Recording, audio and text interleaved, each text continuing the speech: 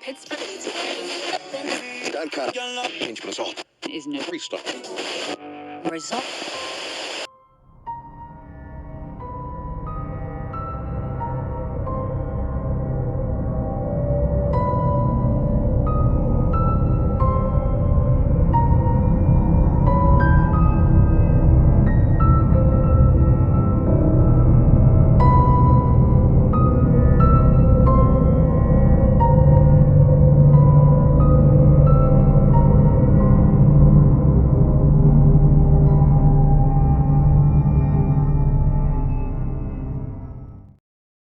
Why have the churches not at least considered this as an option when discussing end times interpretation?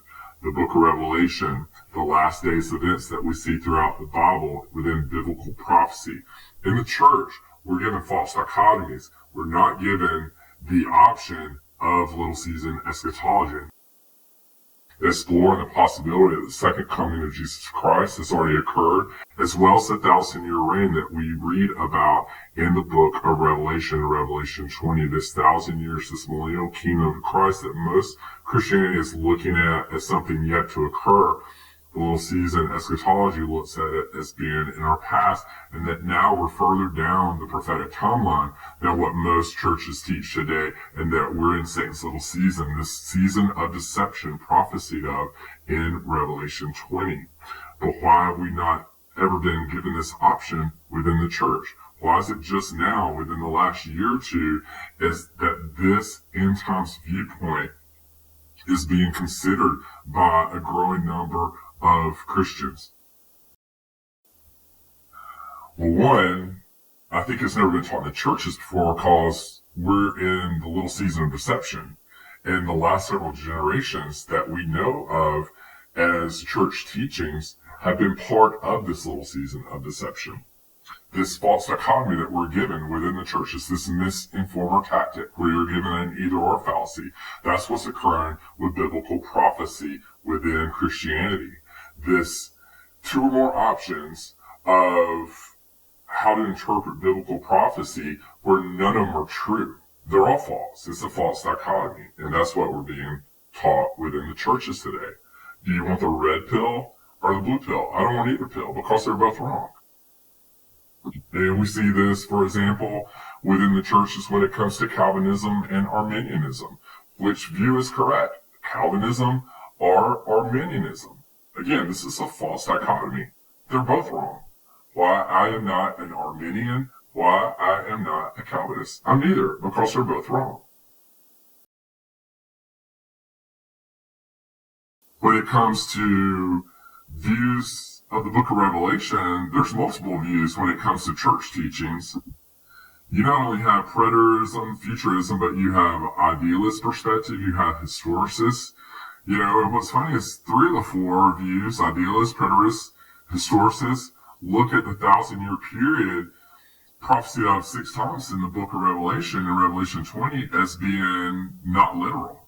So if you look at the 1,000-year millennial kingdom as being literal, the only option you're given within the church, at least, is futurism.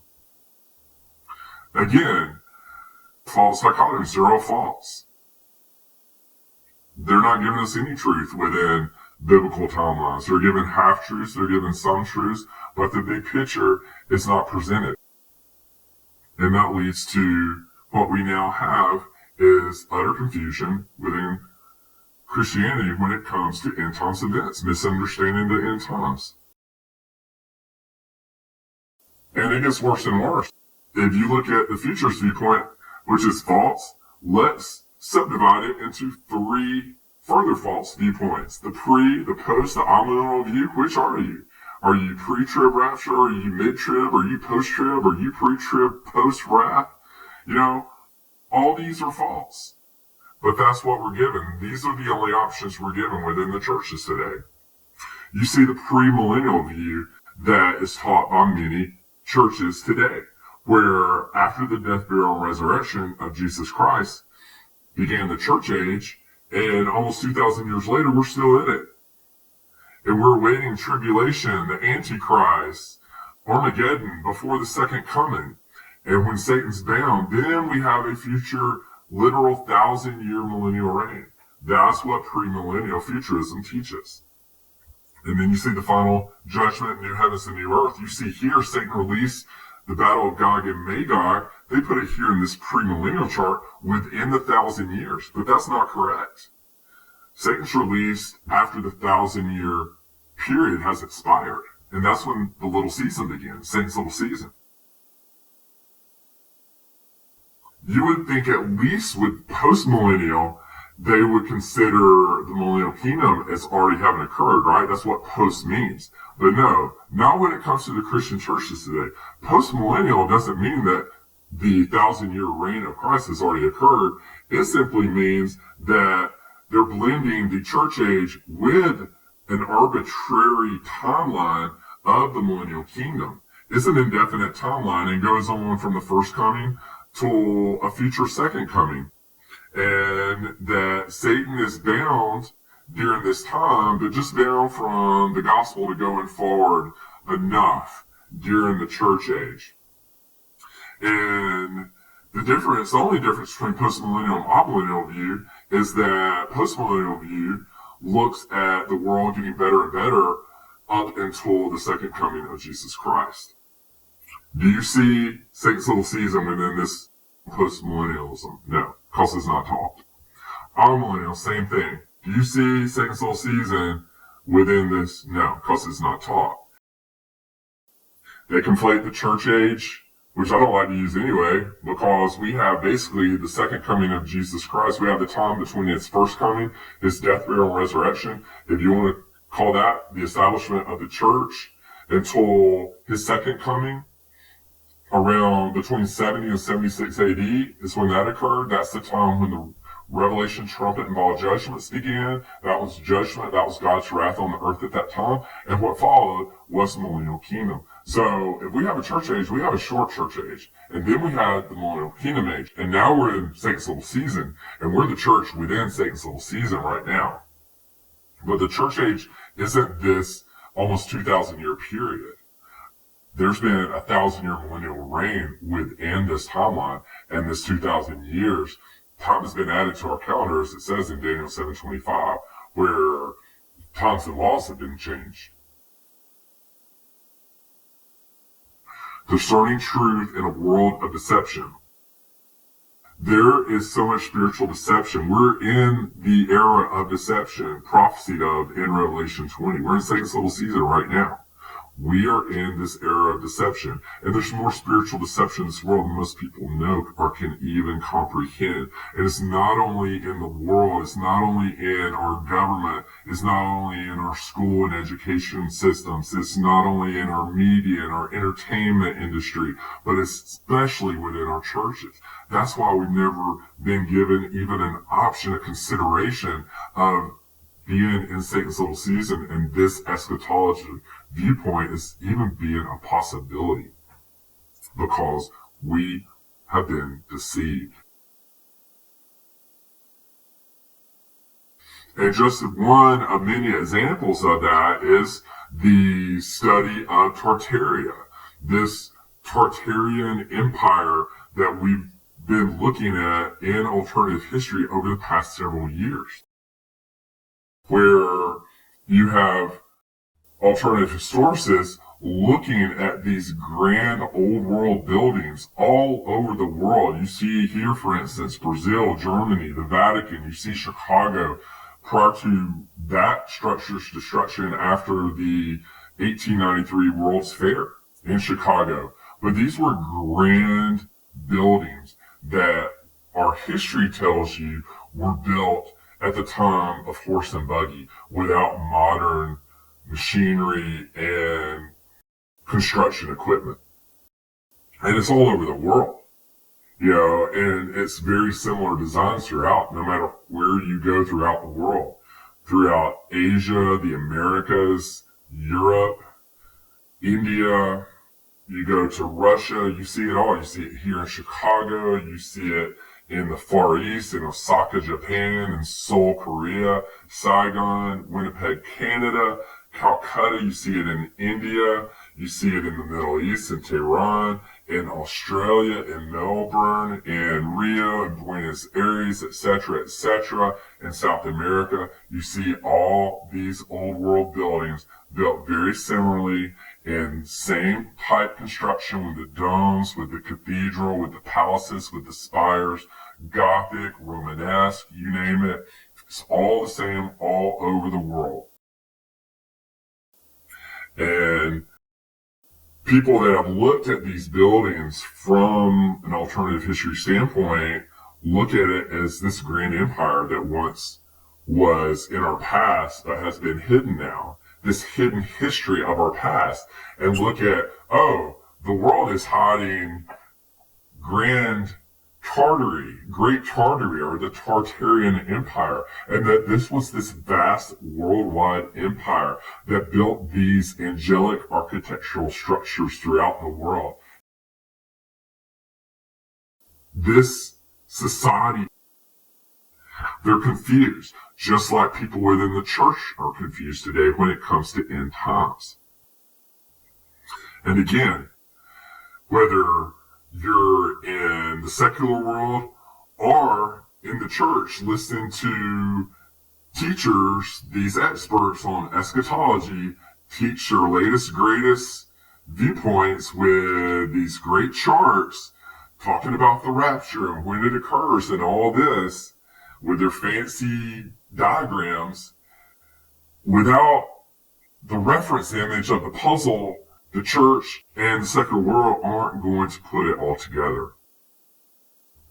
First, you have to have biblical lens. You have to have an understanding from the Spirit through the pages of the Holy Bible. What we're seeing in our past is that the millennial kingdom has already occurred. Has it already happened? Yes, it definitely has. And we see it all over the world. For instance, these cathedrals. This is old world architecture. This is angelic architecture of the millennial reign of Christ. But we're told in our history books that this was built during the Dark Ages. Half of writing history is hiding the truth, and that's what's occurred over the last couple of centuries or so, is history has been rewritten and the truth has been hidden.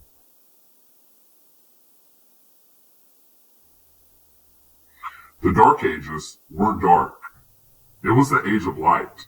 This 1,000-year period that we read about in our history books, known as the Dark Ages, are known as the Byzantine Empire, which they say occurred during this 1,000 years of Dark Ages, was truly the millennial kingdom of Christ. This 1,000-year reign that we see 6 times in the book of Revelation 20, this was the time period that has been hidden.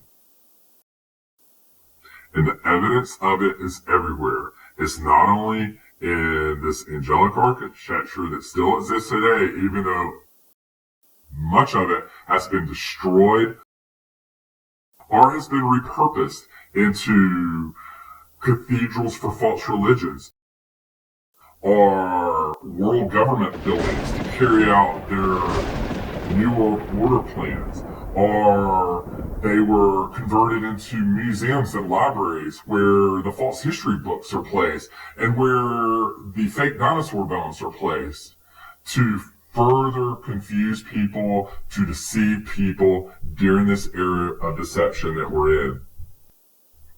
But we see these famous palaces all over the world. This is evidence of a millennial reign in our past. Buckingham Palace, the Palace of Versailles with the Hall of Mirrors, this ornate architecture, these angelic murals that we see. But we see it in our history books as Byzantium, the Dark Ages. Why did the Byzantine Empire survive and prosper for 1,000 years? You know, we haven't seen any other empire survive this long. How did the Byzantine Empire during the Dark Ages, this time period where we have famine and plagues and war and minimal advancements in technology. How did this strong empire survive 1,000 years? And you have the experts, historicists, that say, well, it was because Constantinople was a mighty fortress that needed few soldiers to defend it so they could protect other areas instead within the empire. And the wealth of the empire supported a large army, and they paid other invaders off to move away. And that they were able to amass this wealth through their location, their accessibility, different trade routes, and that Christianity at that time was united. Well, Christianity within that time was united because it was being reigned through Jesus Christ by glorified saints. But it lasted 1,000 years because that's how long it was prophesied to last within the Bible, as we read in Revelation 27. Why did it last 1,000 years? Because it said it was going to last 1,000 years. And then it had an expiration date. And when the 1,000 years are expired, Satan shall be loosed out of his prison. It had a specific purpose, specific time to get the glorious gospel of Jesus Christ out to the world after the new heavens and new earth were created. After the 1,000 years, Satan was loosed from the bottomless pit, and that's when the little season began, and that is the era of deception that we're currently in. I think we're at the tail end of it. But again, our history books are going to lie to you and say that the Dark Ages was a period that lasted from the 5th to 15th century. This 1,000 years started in the 5th century, lasted to the 15th century, and then you had the Renaissance to end the Dark Ages. They also refer to this as the Middle Ages or medieval times. So our false history books have a false Dark Ages timeline. They have changed times and laws. Truly, the Dark Ages were the Age of Light, the millennial kingdom of Christ, and that happened after the destruction of Jerusalem in 70 AD and the events that followed, ultimately leading to the destruction of Jerusalem and fall of Rome. And then after that, in the 75, 76 AD, that is when the millennial kingdom began. But our Dark Ages timeline is going to push that several hundred years far and say that, no, the Dark Ages started in the 5th century. Again, adding time to our chronology, and that's what they do. That's one of the many ways they confuse. They add time to our chronology. They've done that in their past. They've rewritten history. They've lied about our history, and they've conflated real people, real places, real events, and put it within a longer time period so that you're confused. And let me show you, for instance, history is a set of lies agreed upon. Napoleon Bonaparte, he led the French Revolution. They went into Europe and into Asia and Russia and destroyed buildings and destroyed literature and books and killed millions of people. The same time, George Washington was leading the American Revolution, which was doing the same thing in the West. This was these two Antichrist figures, these Freemasons, carrying out a Luciferian New World agenda. They were carrying out a Luciferian revolution that began and kicked off the little season. But getting back to our Dark Ages timeline that we're given, 536 AD, the worst year in human history. So this is right at the start of our Dark Ages timeline that our false history books give us. What happened in 536 AD at the time where the fall of Rome had come to a completion? Well, it says here, you probably think that 2020 is the worst year, but it turns out it's not. Historians have unanimously crowned 536 AD as the worst year ever due to dense fog that plunged most of the world into darkness for 2 years, and this resulted in the coldest decade in 2,000 years. It was accompanied by the bubonic plague, which killed 100 million people. And this period was sparked by an Icelandic volcanic eruption in 536 AD. I bet fire and brimstone came from the heavens to earth during this large volcanic eruption, don't you think? And a copious spread of ash worldwide was the rule. But when the world tells you that these events happened in 536 AD, no, this happened several years earlier, several hundred years earlier, prior to the millennial kingdom of Christ, at the time of the trumpet and vial judgments in the book of Revelation. What the worst year in history is describing in 536 AD in our history books is the book of Revelation and the seven vials being poured out upon the earth where the kingdoms fell. Jerusalem was destroyed, split into three parts, and the Roman Empire fell at that time. This was the wrath of God that 536 AD is describing in our history books. The Dark Ages, the chronicle of the plague, the bubonic plague occurred at this time. This plague of infectious diseases that spread among a large population of people were not uncommon in the Middle Ages. Plagues had broken out before in East Asia and spread to Europe and North Africa, but they usually subsided. That's what our history books is going to tell us. But the truth is that the bubonic plague that occurred at that time was the first vial judgment in the trumpet vial judgments in the book of Revelation. In Revelation 16:2, and the first went, speaking of the first angel, and poured out his vial upon the earth, and there fell a noisome and grievous sore upon the men which had the mark of the beast, and upon them which worshipped his image. This is the bubonic plague that we see in Revelation 16:2. Our history books put it in a different era, several hundred centuries after the event. Also, in 536, the worst year in our history, a fog arrived and smothered Europe and the Middle East in complete darkness. Just like the ash and the coldness that resulted because of the volcanic eruptions and the ash and the smog and the fog and the smoke. But this is simply describing the fifth trumpet that we see in the book of Revelation. The fifth angel sounded, and I saw a star fall from heaven into the earth, and to him was given the key of the bottomless pit, and he opened the bottomless pit, and there arose a smoke out of the pit, as the smoke of a great furnace, and the sun and the air were darkened by reason of the smoke of the pit. And there came out of the smoke locusts upon the earth, and unto them was given power as the scorpions of the earth have power. At the time of God's wrath being poured out against Jerusalem and the Roman Empire and the kingdoms of the world. And even the fifth trumpet with the scorpion-like beams that sting mankind for 5 months. I mean, I think this really happened. I mean, this isn't hyperbole. This isn't figurative. This is actually what happened.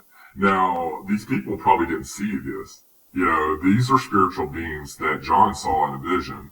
Just like Elisha could see the angelic army that outnumbered the human army that they were about to battle.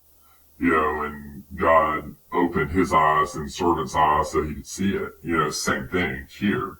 You know, John was allowed to see this vision of something that's veiled that mortal man can't see. Revelation's not what they told you. You know, the book of Revelation, with the futurists, the preterists, the idealists, the source views that we're seeing, that we have seen for generation after generation in the churches today, it's not what they told you. We're further down the prophetic timeline than what the Christianity teaches. You know, most of Christianity teaches that we are in the church age. In fact, they all do. It's that the preterist view. And they spiritualize everything that occurs when it comes to the millennial kingdom and afterwards. You know, again, most people are looking at the second coming the futurists, and within that, the premillennial, the postmillennial, the amillennial, they're all looking at a future second coming, and that we're somewhere in the church age right here. And then follow that, you have the 1,000-year reign. Follow that by the great white throne judgment, and then the new heaven and new earth. What do you not see here? Again, you don't see Satan's little season. It's not taught in the churches. This viewpoint has never been truly taught in the churches. It's not taught anywhere. It's not there. But this is where we are. We're further down the prophetic timeline. We're right before the great white throne judgment. There's still things to come. There's still, if we are indeed in Satan's little season, the next big event to come is the nation's armies surrounding the camp of the saints in the beloved city. And then fire coming down from God, from heaven, to destroy them all. And this is followed by New Jerusalem descending, a new heaven, new earth being established, the first heaven, first earth, fleeing away. And you have, after the great white throne judgment and all that occurs, in Revelation 21, you have the resurrection at the last day. So a lot to look forward to in Satan's little season. A new age is dawning, a new earth, while we're still living in Satan's little season. There's no doubt about it that we're in this time. Because this end times viewpoint puts the puzzle pieces together better than any other eschatology viewpoint I've ever been taught or studied. And certainly without reading the Bible and looking at our historical past through biblical lens, you're not going to be able to see all the evidence that is out there in the secular world today. We should never, as Christians, as believers, as brethren, split about end times viewpoints. That should never be a divisive standpoint where you cut off fellowship in the first place. So we all, whether you agree with this or not, whether you're in the early phase of learning about this or where you are very mature in your beliefs on this and have studied it out, regardless, you should be kind, considerate to others and where they are at that time in learning truth and seeking truth in all things. So, be a light of the world in Satan's little season. Give them the good news of Jesus Christ. Be patient, be kind, be loving as you tell them if they ask, if they want to know more, if they ask if they have questions about end times, if they're confused about things, if they've heard this viewpoint and want to know your perspective on it. Again, in a gracious, loving, kind way, give them evidence that we're indeed in the little season. Show them all the scriptures. Show them the evidence of our historical past and how it all ties in together. Show them this deception that we're in during this time. Because I would be confident in saying that most people understand that this world is deceived right now, that there is, this world is in utter disarray right now. And it's only getting worse. We're not post-millennial. Things aren't going to get better. Things are only going to get worse and worse during the deception that we're in right now. So have your biblical glasses on, be patient with others, and spread the good news of Jesus Christ.